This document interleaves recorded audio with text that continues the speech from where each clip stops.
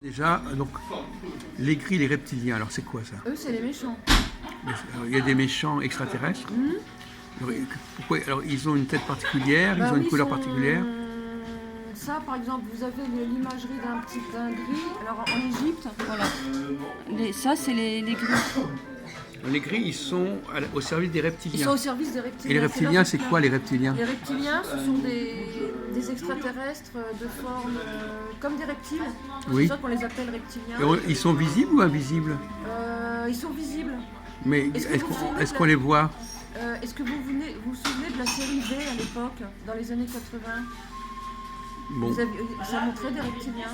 Vous aviez des reptiliens qui avaient une apparence humaine, et dans la série, dans la télévision, après on voyait leur vrai visage. Et c'est quoi leur vrai visage? De reptiles, de forme, Ah oui, comme des crocodiles ou oui. des serpents. Mais ce qu'ils font, c'est que les reptiliens, il y a très très longtemps, ils se sont accouplés avec des humains pour avoir après des descendances d'apparence humaine. Il y a un métissage. Un métissage.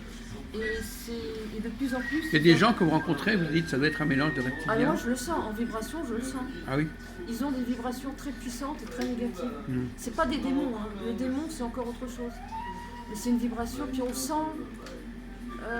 une énergie vraiment de reptiles et de serpents dans leur structure moléculaire. Donc ça fait penser au jardin d'Éden, le serpent de... Ah, le serpent, c'est Enki.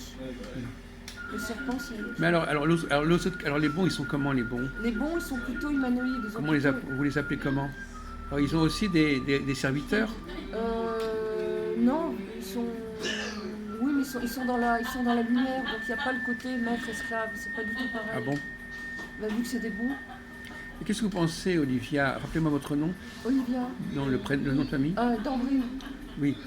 Qu'est-ce que vous pensez de tout ce qui est de l'ordre de la technique, des machines, des objets? On est envahi par des objets, par des mécaniques, par des... Comment il faut prendre ça?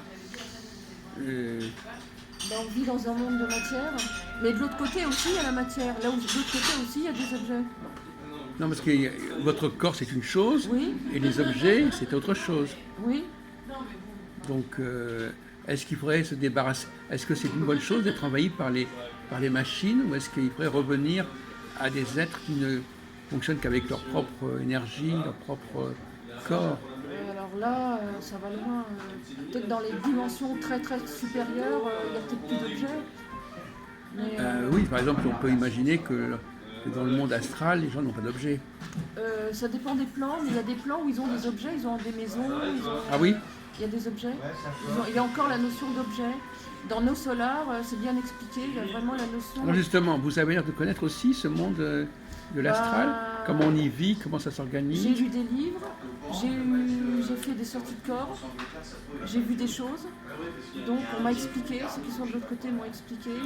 Alors donnez-nous quelques lumières sur ce sujet. Par exemple, là, on vit dans un monde sur la Terre avec une structure moléculaire qui est très lente. Moi, j'ai vécu une expérience. Ma grande-tante est décédée et j'ai été élevée par elle, je fais court. Et environ 1 an après sa mort, j'étais dans mon studio et je suis pas médium clairvoyante, c'est-à-dire que les fantômes, je les vois pas. Mais là, en quelques secondes, j'ai vu ma grande-tante et elle a recréé en structure moléculaire, elle a recréé sa chambre dans mon studio. J'étais plus dans mon studio, j'étais dans sa chambre. Et j'ai senti les énergies qui venaient du ciel, des énergies très rapides, mais vraiment comme ça. Et elle a vraiment recréé avec une autre énergie ses meubles, sa chambre. Oui.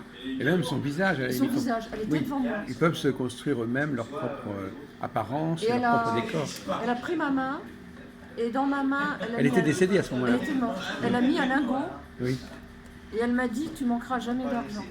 Mais ce n'était pas un lingot qu'on pouvait garder. Non.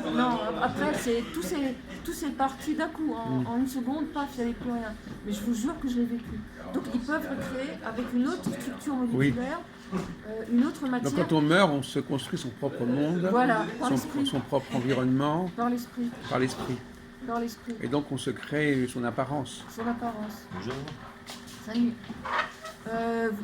D'ailleurs, quand vous rêvez de quelqu'un, il faut toujours se souvenir de l'ambiance de l'endroit. Par exemple, moi, ma grande-tante, quand je rêve d'elle, elle va toujours recréer l'appartement où j'ai vécu avec elle. Oui. Et suivant la vibration de l'appartement, je saurai si elle est triste ou si elle est gaie.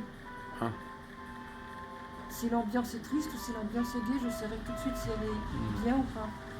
Les derniers messages... Alors, les gens, ils gardent leur apparence de... Ils peuvent se voir jeunes ou vieux, Normalement... ou bien ils gardent leur apparence finale. Non, normalement, ils gardent là-haut une apparence jeune, vers les 30-40 ans. Donc ils se remettent plus jeunes qu'ils Plus n'étaient. jeune, plus jeune. Mais... Pour se faire reconnaître. Mais ceux qui sont de l'autre côté, ils se mettent à notre niveau. C'est-à-dire que ma grande-tante, moi je l'ai connue, elle avait 50 ans. Enfin, quand je suis née, elle avait 50 ans. Donc même si elle aime bien être à 20 ans, elle se présente à vous. À l'âge de 70 ans, 80 Oui. ans. À l'âge où moi je l'ai connue. Oui. Et c'est pas ce qu'elle va regarder forcément. Non, elle doit avoir une apparence dans les 30, 40 ans. Et alors comment ils se fréquentent entre eux, tous ces gens-là? Ah bah ils se fréquentent, mais c'est une question de taux vibratoire. S'ils sont dans les mêmes énergies, dans le même taux vibratoire, ils vont se fréquenter dans la même sphère. Sphère 1, sphère 2, sphère 3, sphère 4. Ceux qui est dans la sphère 9, on peut descendre. Mais si vous êtes par exemple dans la sphère numéro 1, On ne peut pas monter en vous sphère ne pouvez 9. pas monter. Vous pourrez monter si vous avez le taux vibratoire qui correspond. Oui. On peut descendre, mais on ne peut pas monter. On peut descendre, mais on ne peut pas monter. Oui. C'est très bien expliqué dans nos sonars.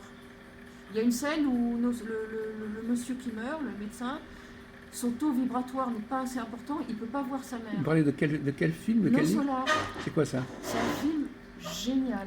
Ça veut Comment dire ça Notre s'écrit? demeure. N-O-2-S-O-L-A-R. Ça veut dire Notre demeure en brésilien, en portugais. D'accord. C'est un film génial. Oui. Non Solar. C'est tiré d'un roman, enfin, pas d'un roman, mais d'un récit autobiographique de Chico Xavier. Et donc dans le film et dans le livre, sa mère qui est décédée, qui appartient à un taux vibratoire plus élevé, elle le voit, mais lui ne peut pas la voir parce qu'il n'est pas assez élevé sur le plan vibratoire. Après, il la verra. Mais au début, il ne peut pas la voir. C'est très bien expliqué ça.